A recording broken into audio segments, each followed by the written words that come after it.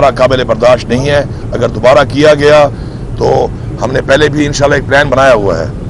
ये तो क्लियर है कि हमने एक प्लान बनाया हुआ है और प्लान मैं अनाउंस कर चुका हूँ और उस प्लान के ऊपर इंशाल्लाह हमने अभी काम भी शुरू किया हुआ है और हमने अभी एक फाइनल कॉल देकर अब इस हुकूमत से हमें जान छुड़ानी पड़ेगी, क्योंकि इस मुल्क में जिस तरीके से आइन को बार बार तोड़ा, कानून की बालादस्ती इस मुल्क में नहीं है, मुल्क का दिवालिया इन्होंने निकाल दिया है, कोई विजन नहीं है, कोई डायरेक्शन नहीं है और जो हालात ये बनाते जा रहे हैं दिन ब दिन, ऐसी ये जो फॉर्म 47 की मैंडेट जो हुकूमत है, इससे हमने छुटकारा हासिल करना है अवामी ताकत से। अब तो उसके लिए ऑलरेडी मैं अनाउंस कर चुका हूँ, इंशाल्लाह उस पर काम हो रहा है। इंशाल्लाह अब ये एक फाइनल कॉल होगी और ये फाइनल कॉल ऐसे होगी कि मेरे ख्याल में अब सर पे कफन बांध के हम निकलेंगे, क्योंकि पुरअमन रह के मारे खा के उसके बाद हमारे वर्कर गिरफ्तार हो जाते हैं, क्योंकि पुरअमन होते हैं, हम आगे से रिएक्शन नहीं देते हैं उस तरीके का, फिर गिरफ्तार हो जाते हैं, फिर उसके बाद अदालतों में जिस तरीके से एक केस में उनकी रिहाई हो फिर दोबारा गिरफ्तार कर लो, फिर किसी और पर्चे में डाल दो। ये ड्रामेबाजी जो है अब ये नाकाबिल बर्दाश्त है और अब ये मजीद बर्दाश्त नहीं होगी। इंशाल्लाह पहले तो हम 9 तारीख को सवाबी के ऊपर इंशाल्लाह एक बड़ा इज्तिमा कर रहे हैं, जिसके ऊपर खड़े होकर इंशाल्लाह आगे का एक लायबल दिया जाएगा और इसके ऊपर एक मुकम्मल तरीके से एक ब्रीफिंग दी जाएगी। तो हमारा पहले जलसे का एक अनाउंसमेंट हुआ था सवाबी के ऊपर पेशावर में, लेकिन अब उस जलसे के बजाय अब हम 9 तारीख को इंशाल्लाह हम सवाबी के मकाम के ऊपर मोटरवे के ऊपर वो जो हमारा एक जगह है जहाँ हम इकट्ठे होते हैं और माशाल्लाह वहाँ से हम इकट्ठे निकलते हैं, तो वहाँ पर पूरे पाकिस्तान से लोगों को बुलाकर वहाँ पर इकट्ठे होकर फिर उसी जगह से आगे का प्लान देना है कि हमने इसके बाद उस जगह पे कैसे इकट्ठा होना है, कौन सी तैयारी करनी है, जिम्मेदारियाँ देनी है जिम्मेदारान को पूरे पाकिस्तान के अंदर जो पार्टी के हैं उन सबको, कि उन्होंने किसी तरीके से वहाँ से लोगों को इकट्ठा करके लाना है, क्या क्या ज़रूरियात हैं साथ लेके आनी है, और इंशाल्लाह फिर वहाँ से हम ऐलान करेंगे एक डेट का कि जो हमारी फाइनल कॉल होगी। इस फाइनल कॉल का मतलब ये है कि भाईजान घरों में बता के आ जाना। सबसे पहले मैं तो भी अनाउंस कर रहा हूँ कि मेरे घर वालों को मेरा पैगाम है कि उस फाइनल कॉल वाले दिन जब मैं निकलूंगा तो उसके बाद जब मैं वापस नहीं आता तो समझ जाओ कि बस मैं नहीं आऊँगा, फिर कोई जनाजा पढ़ना है, कोई जो करना है कर लेना, और जिससे भी आना है ये सोच के आना है, क्योंकि हमने पीछे नहीं हटना। इसके बाद पुरअमन हम थे, हम हैं, लेकिन पुरअमन तरीके से हमारे साथ जो रवैया इख्तियार किया गया है हमारे लीडर के साथ, हमारी पार्टी के साथ, वो नाकाबिल बर्दाश्त है। इंशाल्लाह आप देखेंगे कि अवामी ताकत के साथ इंशाल्लाह हम चीज़ें तो एक्सपोज हो चुकी हैं सबको, लेकिन मजीद कुछ वो कहते हैं ना वो ताबूत में भी आखिरी कील ठोकनी है, तो इंशाल्लाह वो आखिरी कील ठोकने के लिए इंशाल्लाह हम पूरा लाएमल देंगे और इंशाल्लाह फिर हम निकलेंगे और निकल के इंशाल्लाह अपने हकूक इंशाल्लाह हम लेके ही वापस जाएंगे। गंडापुर साहब ये बताइएगा कि 8 नवंबर को आपने जलसे का ऐलान किया था और बड़े जलसे का ऐलान किया, क्या वजूहत है कि ये मनसूख किया गया और अब आप टेंट सिटी कायम कर रहे हैं और एक धरना दे रहे हैं, इसके पीछे क्या वजूहत है?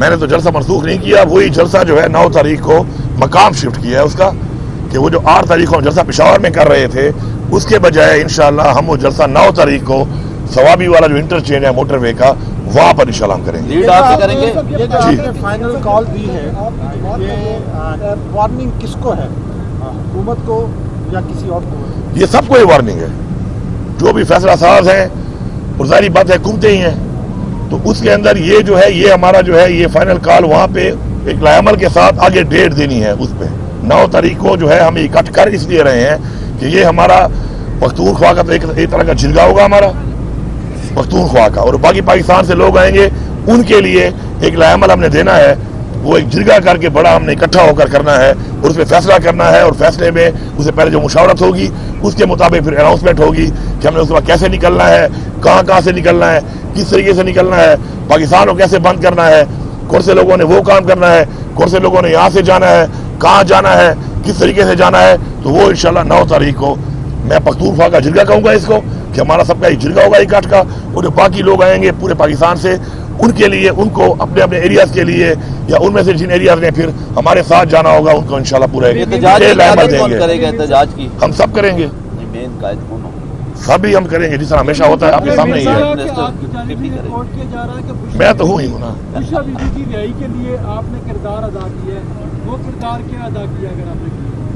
ये देखिए मैं एक बात बड़ी क्लियर करता हूँ आपकी तवज्जो से पूरी कौम को, ये जो बैठ के हर बंदा अपने कोई कोई जो है तजिया निगार बन जाता है और कहानी एक झाड़ देता है और फिर कहानी को झाड़ के उसको अगले टो करके एक और बयानियाँ बना लेते हैं। तो ये मन घड़त कहानियाँ, मन घड़त बातें, मन घड़त चीज़ें ये लगातार चल रही हैं इस मुल्क के अंदर। तो मेरा बेसिकली अपनी पार्टी के सपोर्टर्स को, इमरान खान के फॉलोअर्स को एक पैगाम है कि ये आपको कंफ्यूज कर रहे हैं। आपने कंफ्यूज नहीं होना, आपके सामने मकसद सामने है। आपका मकसद क्या है?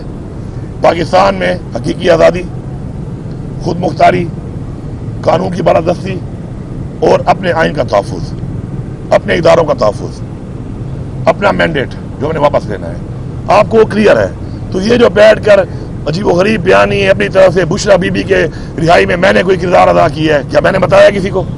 वो जब मैंने नहीं बताया हो भाई, तो जब मुझे कुछ बताना होगा आपको तो शुक्र अल्लाह ने मुंह भी दिया है, ज़बान भी दी है, तो मैं खुद बता दूंगा।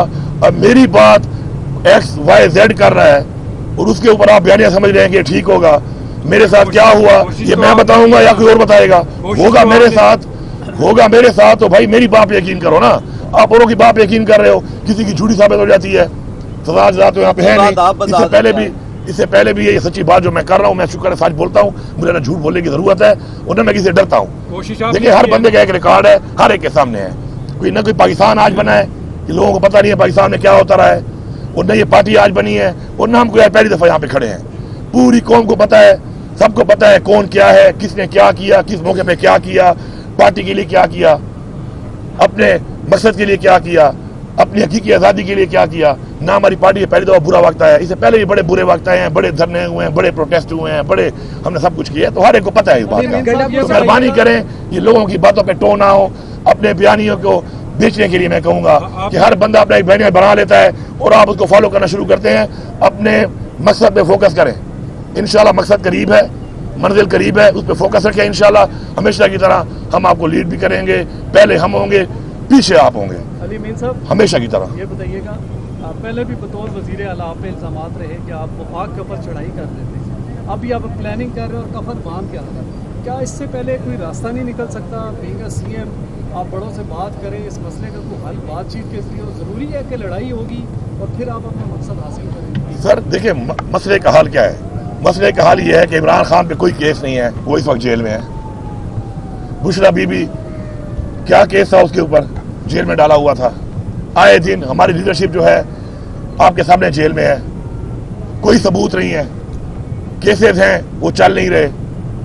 एक केस में जमानत कराओ, दूसरे केस में अंदर कर देते हैं। पहले मैं आपके सामने खड़ा हूँ, 9 मई में मेरे ऊपर 6 जिलों पे केस है कि मैं 6 जिलों में तोड़फोड़ कर रहा था। एक इंसान हूँ, 1 घंटे में 6 जिलों में काम कर रहा हूँ। पिछले 8 महीने से मैं वज़ीर आला ये कह रहा हूँ कि या सबूत दे दो या खत्म करो ये केस।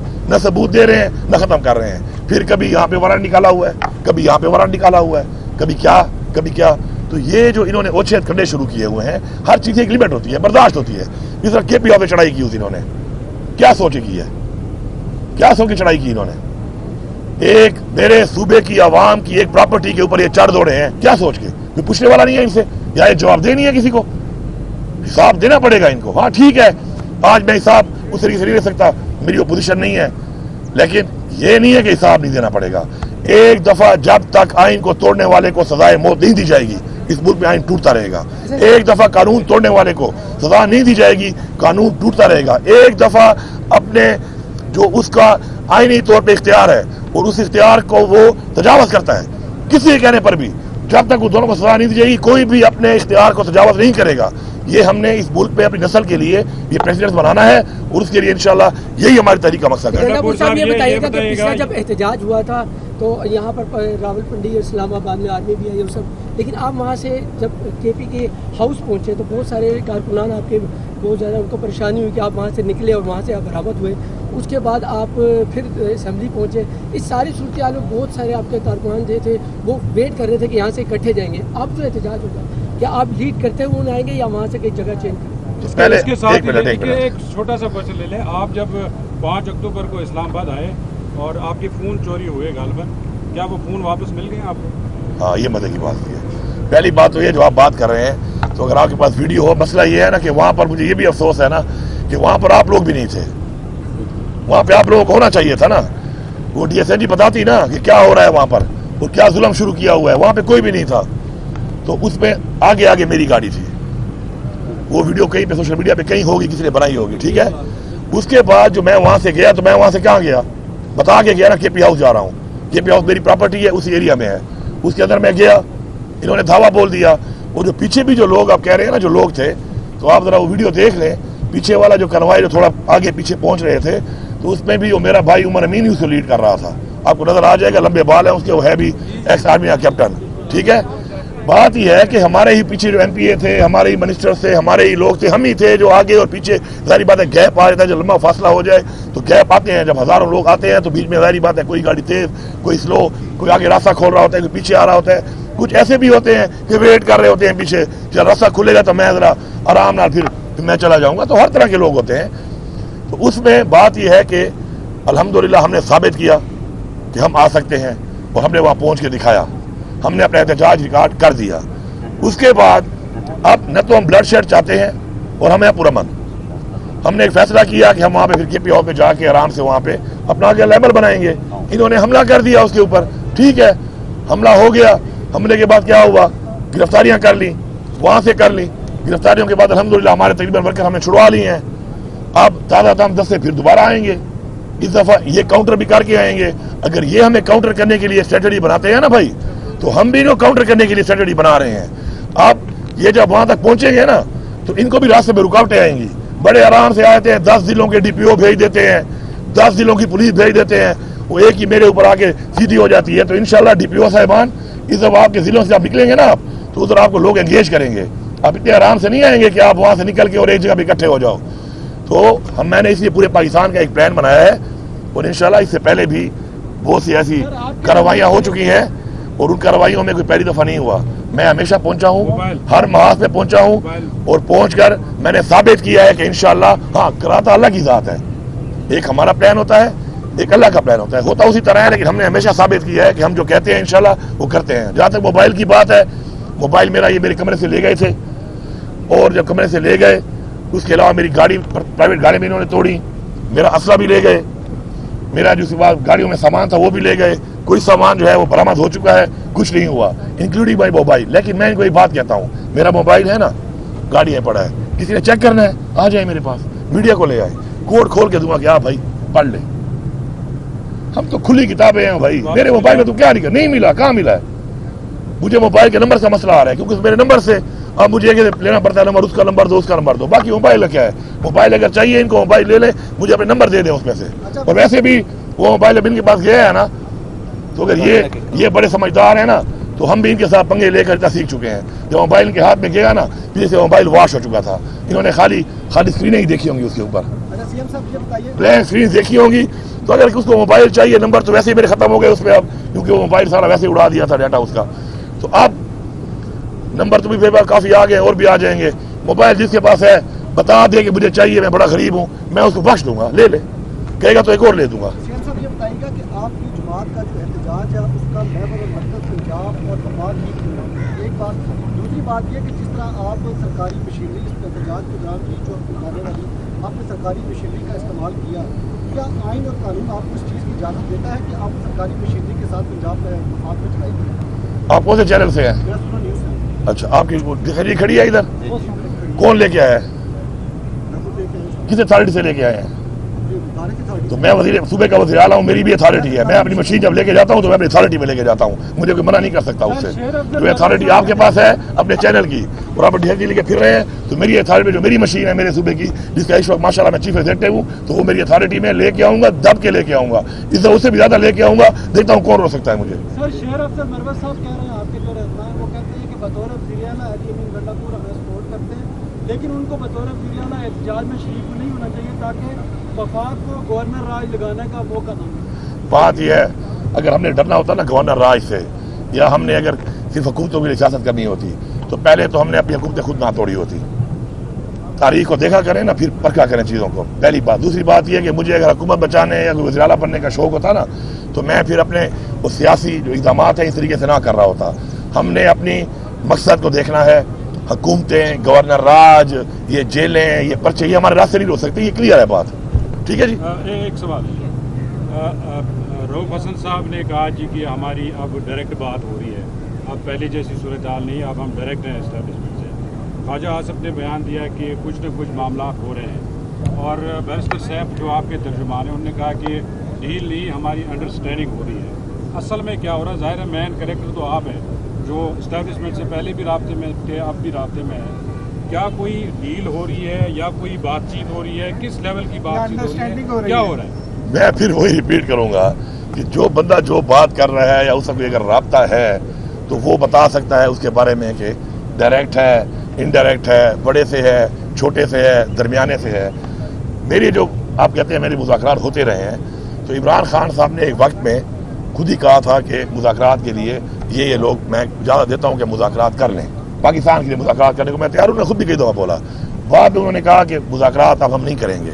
तो उसके बाद मेरे तो नहीं हो रहे, जिनके अगर हैं तो वो कर सकते हैं, वो अगर कर रहे हैं तो अपनी बात का वही जवाब दे सकते हैं। मेरी एक बड़ी क्लियर बात है कि मैं जहाँ पर ही बैठता हूँ, क्योंकि मेरी इंटरेक्शन तो होती है, जारी बात है, क्योंकि मैं एक ऑफिशियल एक सीट पे हूँ और ऑफिशियल एंगेजमेंट हमारी होती है, तो मैं उसमें ये बातें करता रहता हूँ, इन बातों पे बात करता रहता हूँ। और मैं हमेशा ये बात कहता हूँ कि हम सबके लिए सबसे जो पहली चीज़ है वो पाकिस्तान है। आज पाकिस्तान को नुकसान हो रहा है, आज पाकिस्तान पीछे जा रहा है, आज पाकिस्तान को जिन हाथों में दिया गया है, जिस तरीके से दिया गया है, जिनकी तरफ से दिया गया है, किन वजूहात पे दिया गया है, आगे बढ़ने के लिए हमें बड़े ज़र्फ वाले फैसले करने पड़ेंगे। अगर कोई ये समझता है कि डंडे के ज़ोर पे, बदमाशी के ज़ोर पे, लाकानूनियत करके वो किसी का अब मकसद से, नज़रिए से हटा सकता है, तो वो अब ये भी जान चुके हैं। अब 2.5 साल हो चुके हैं। 2.5 साल एक बड़ा लंबा अरसा है। अब इनको पता चल गया है कि जो भी ऐसे थे बुज़दिल, बिकाऊ, कॉम्प्रोमाइज्ड, वो सारे अब निकल चुके हैं, जान छूट गई है। अब जो है ना, अब वो निखरे हुए लोग आ गए हैं। अब वो छाने में वही लोग आ गए हैं कि जो आगे ही बढ़ते रहेंगे। ठीक है, आज मैंने यहाँ तक बढ़ना है, आप मुझे रोक लोगे, कल मैं फिर आऊँगा। और फिर हमारी तारीख में 17 हमले हमने किए थे ना पानीपत पर, 17 हमले तो हमारी तारीख में हैं कि 17 टाइम्स तो हमने करने हैं। वो तो हमें अपनी तारीख बता रही है। अभी तो हमने 1-2 किए हैं, अभी तो इंशाल्लाह से पहले ये अचीव कर लेंगे।